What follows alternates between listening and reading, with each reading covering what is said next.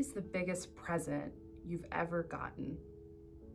Some presents are so big that it's hard for us to remember that they're there. Sometimes some presents are so big and so enormous that it's easy for us to forget where they are. And so sometimes we have to go back to the beginning.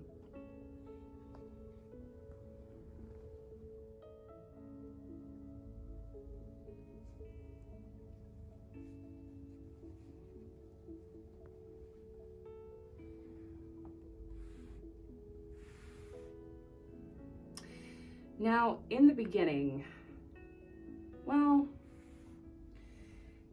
there wasn't much there.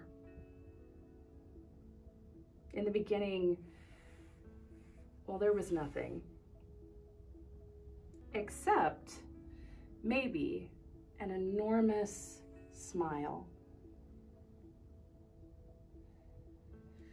But there wasn't anyone there to see it.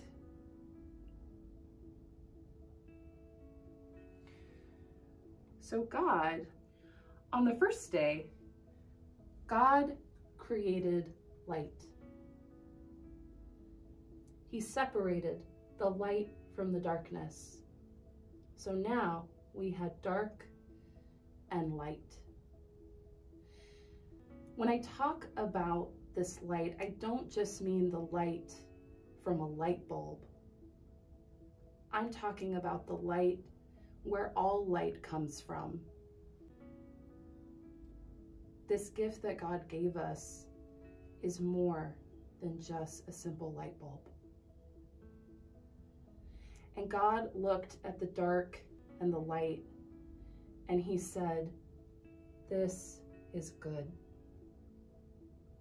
And that was the end of the first day. On the second day, God created the waters. I don't just mean the water that comes out of a tap that fills your bathtub. I don't even mean all of the water that fills ponds and rivers and lakes. I'm talking about the water where all water comes from, the water that gives life to everything. This is the firmament, and it separates the waters from below from the waters above. God looked at the water that he created and he said, "This is good." And that was the end of the second day.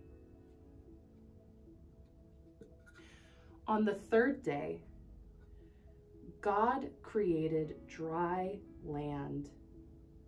He separated the waters from the dry land.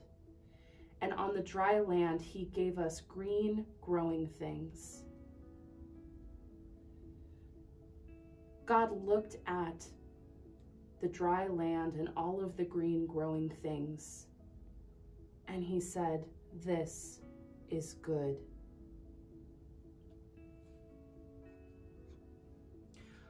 On the fourth day, God created day and night. He gave us a way to count our days. This is the great light of the day, the sun, and this is the great light of the night, the moon, and all of the stars. God looked at day and night, the sun, the moon, the stars, and the way that we can tell time, and he said, "This is good."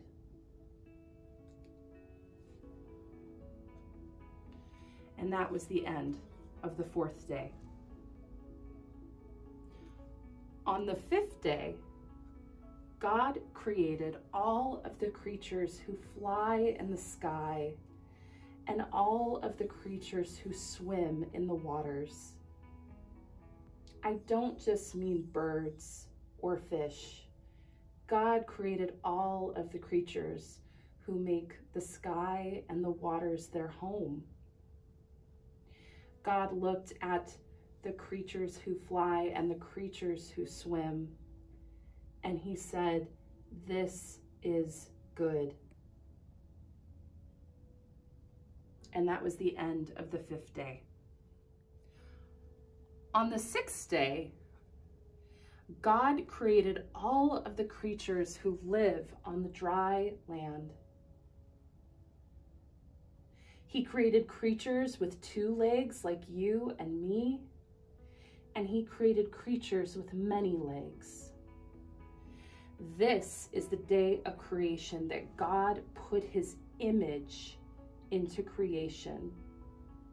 He put his image into people, just like you and me. When God looked at the creatures on the dry land and all of the gifts that came from the other days of creation, he looked at all of this and he said, "This is very good."